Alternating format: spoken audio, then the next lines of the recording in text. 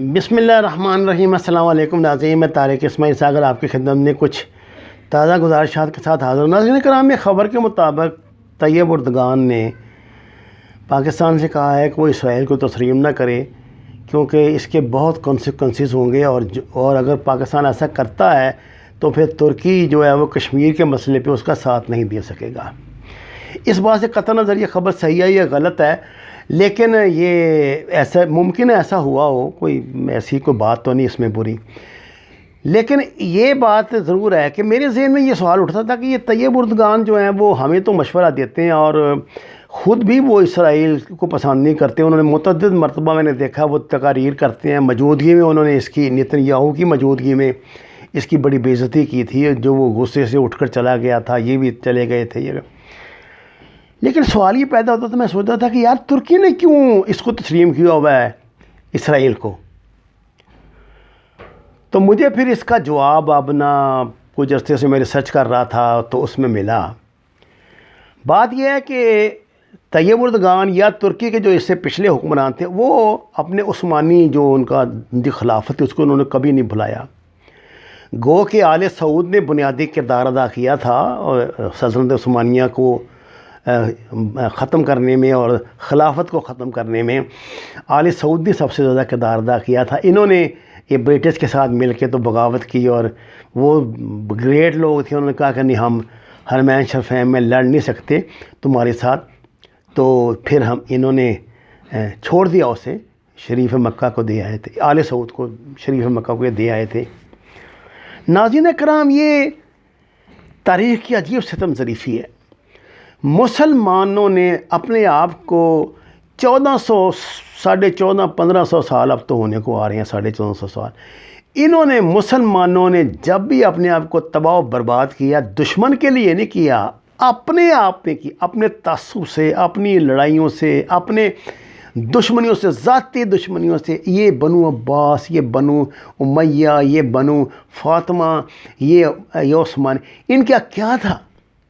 عثمانیوں نے تو خیر فتوحات کا دروازہ کھولا، یہ تو لڑے، انگریزوں کے ساتھ لڑے، اور انگریزوں کے ساتھ ہی لڑے۔ جوس تو ان کو لے کے بیٹھ گئے تھے۔ جو سلطان عبدالحمید ہے، اس نے اگر وہ بیچارہ اس قرضے چکر میں نہ پھنسا ہوتا، اس کے یہ جو یہودی ہے سب سے بڑا ہمارا جو بینک، تو خلافت ختم ہی نہ ہوتی، اور یہ ادھر سے دھکا نہ لگتا اس کا شریف مکہ کا۔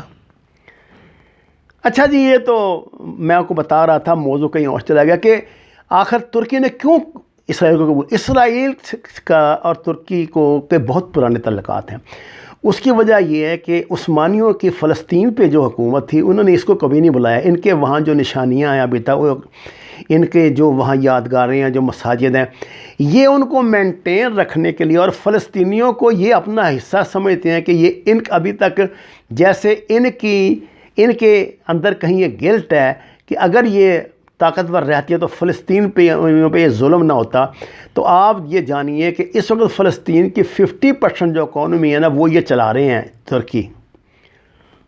ترکی کے لوگ۔ انہوں نے وہاں فلسطین کے بچوں کے لیے اسکول مفت کھولے ہوئے ہیں، کالج کھولے ہوئے ہیں، ان کو بورڈنگ لاجنگ کرتے ہیں، درجنوں کے تعداد میں یتیم خانے بنائے ہیں، ان کو پالتے ہیں، ہر سال ان کو پتہ نہیں کروڑوں ڈالر کی یہ دیتے ہیں امداد، دوائیاں ان کو مفت دیتے ہیں، ہسپتال بنائے ہوئے ہیں۔ یعنی یہ ہر موقع، خصوصاً رمضان میں، اپنی جتنی بھی ان کی 80% سمجھیے خراج جو ہے نا وہ ان کو جاتی ہے، اور یہ ان کے رمضان، ان کے کھانے، اور ان کو تحائف دیتے ہیں، کرتے ہیں کہ فلسطین سے اپنا تعلق یہ نہیں توڑتے۔ تو اس کی قیمت کیا، میں آپ کو نقطہ بتانے لگا ہوں۔ اس کی قیمت شہزادہ یہ ہمارا سلمان یہ وصول کر رہا ہے طیب اردگان سے۔ ناظرین کرام، یہ میں نے آپ کو ایک بات بتائی نا، ذرا تو تھوڑا سا اس سے ہٹ رہا ہوں، لیکن اس موضوع سے تعلق ہے، اس کا بڑا گہرا تعلق ہے۔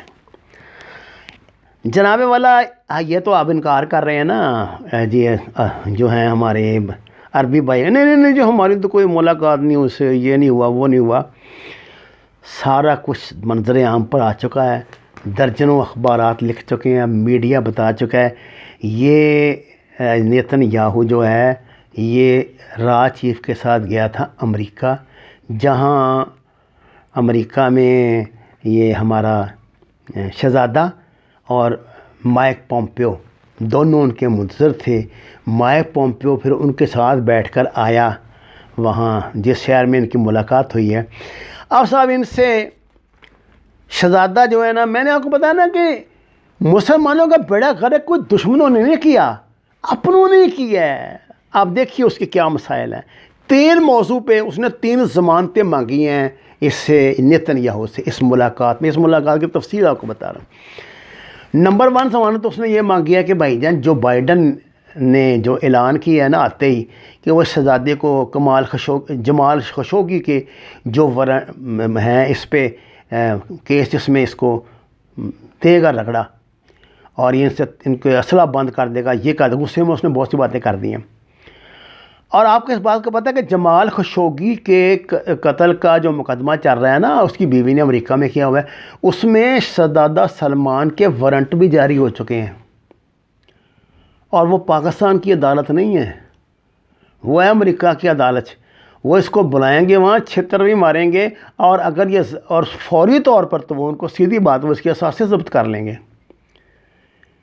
اس کی شہزادگی ایسی تیسی میں بڑھ جائے گی، کیونکہ یہ تو کئیوں کو پاس کر کے بنا ہوا نا، دھکے سے بن گیا تھا نا. یہ تو شہزادہ یہ اس نے بنایا تھا اس کو، ٹرمپ نے، ٹرمپ اور اس کے داماد نے، ان دونوں سے اس نے ان کو بڑی اس نے سونے کی تلواریں دی تھی نا.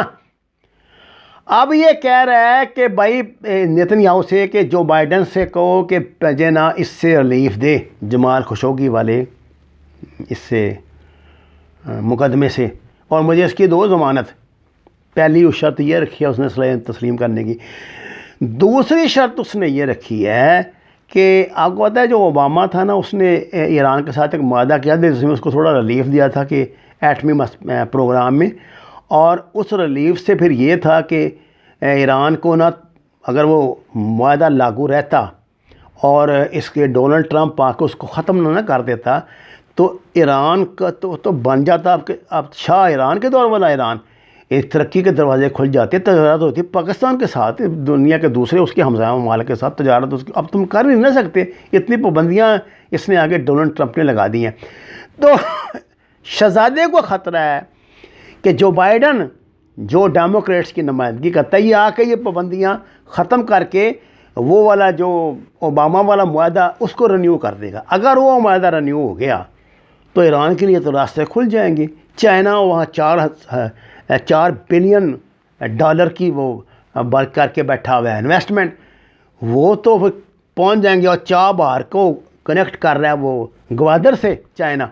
تو یہ تو جناب چائنا کے اس میں جو اس کا مین وہ ہے انٹرنیشنل جو اس کا روڈ میپ ہے، اس میں اس کا بہت بڑا فریق بن جائے گا. یہ تو پرخچے اٹھ جائیں گے ان کے، تو مر جائیں گے. اس بات سے بڑی تکلیف ہے، وہ سوچ کے اسے تکلیف ہو رہی ہے شہزادے کو کہ ہائے اگر ایران سے پابندی اٹھ گئی تو پتہ نہیں کیا قیامت آ جائے گی، یہ ہو جائے گا، وہ ہو جائے گا، فلانا ٹیم کا ہو جائے گا. اور تیسری بات، 2 تو وہ یہ کہتے ہیں نا یہ کرو، اور تیسری بات وہ یہ کہہ رہا ہے کہ ایک تو ایران کا معاہدہ نا، تیسری بات وہ کہہ رہا ہے کہ یہ جو ٹنٹا ہے نا فلسطین میں اس کا طیب اردگان کا یہ ختم کرو. آپ کو پتہ ہے مسلمان دنیا کی ہمدردی حاصل لینے کے طیب اردو بہت قربانیاں دیتا ہے، ترکی بہت دیتے ہیں. دیکھ اپنے آپ کو ابھی تک وہ امین سمجھتی ہیں خلافت کے. دیکھیے خلافت تو ہماری مسلمانوں کے نالائکی سے، عربوں کے نالائکی سے گئی تھی نا. اللہ نے موقع دیا تھا 1298 کے بعد کہ اجمیوں کو دیا تھا اقتدار، عربیوں سے لے لیا تھا ان کی بدعمالیوں کی وجہ سے. تو اب وہ ابھی تک یہ خلافت جانے کو کہ خلافت موومنٹ کس نے چلائی تھی انڈیا میں؟ انڈین مسلمانوں نے چلائی تھی نا بھائی، عربیوں نے تو نہیں چلائے تھے. وہ تو بڑے خوش تھے کہ ٹھیک ہے جی ہم تو مامے بن گئے، اس کے 26 ملک بن گئے ہمارے لیے نئے. اس نے کہا کہ جی یہ جو طیب اردگان ہے نا اس کا ٹنٹا ختم کرو، کیونکہ عثمانی دور کی جتنی یہ گارنٹی دی تھی انہوں نے شریف مکہ سے کہ جتنی ان کی یادگاریں ہیں نا یہاں پہ مکہ میں، مدینہ میں، حرمین شریفین میں، ان کو کچھ نہیں کیا جائے گا. ایک ایک کر کے ان ظالموں نے وہ سارا کچھ تباہ و برباد کر دیا. اور اب یہ چاہتا ہے کہ فلسطین میں جو فلسطینی مسلم مامنوں پہ اس کا اثر رسوخ ہے، اور جس کی وجہ سے وہ انٹرنیشنل مسلم لیڈرشپ میں لیڈر بن کے سامنے آ رہا ہے، اس کو بھی ختم کرنے کے لیے فلسطینیوں سے مکائے۔ یہ کہیں نہیں اس نے کہا کہ جو کچھ وہ کر رہے ہیں وہ ہم کریں گے فلسطینیوں کے لیے، نا نا نا نا نا، یہ نہیں اس نے کہا۔ یہ کہا جی اس کو نکالو اس میں سے، اور اس کی ہر معاملے میں جو ہے وہ حوصلہ شکنی کرو، تاکہ میری جو کمانڈ ہے نا وہ دوبارہ سے مسلمان ورلڈ پہ قائم ہو۔ یہ جناب 3 فرمائشیں ہیں ان کی، شہزادہ صاحب کی۔ نیتن یاہو وہ یہودی ہیں، وہ آپ کو پتہ ہے بڑے حساب کتاب سے اپنا کام چلاتے ہیں۔ تو میرا خیال تو یہ ہے کہ اب اللہ بھی معاملات کو دیکھتے ہیں اور نیتوں کا حال بھی جانتے ہیں۔ انشاءاللہ تعالیٰ وہ وقت آنے والا ہے جب مسلمانوں کی حقیقی کمانڈ ہی سامنے آئے گی۔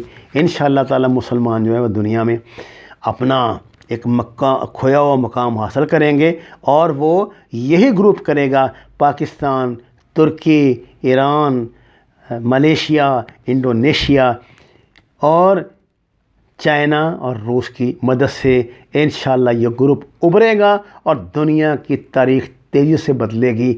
اب جینون جو چیزیں ہیں وہ سامنے آئیں گی، اور نقلی بادشاہتیں، نقلی جو کارنامے ہیں یہ سب پس پردہ چلے جائیں گے، کیونکہ اللہ نے ان سے تیل کی دولت چھین لی، تیل مسلسل نیچے گرے گا، ان کے پاس کیا رہ گیا باقی۔ وما علینا الا البلاغ المبین۔ ناظرین کرام، درخواست ہے قرآن اور نماز کو ترجمے کے ساتھ جانیے، جتنی بھی جگہ گھر میں میسر ہوا سبزیاں کاشت کریں، ہمارے چینل کو سبسکرائب کریں، لائکس دیں، اور سچ کے سفر میں ہمارا ساتھ دیں۔ آپ کا بہت شکریہ۔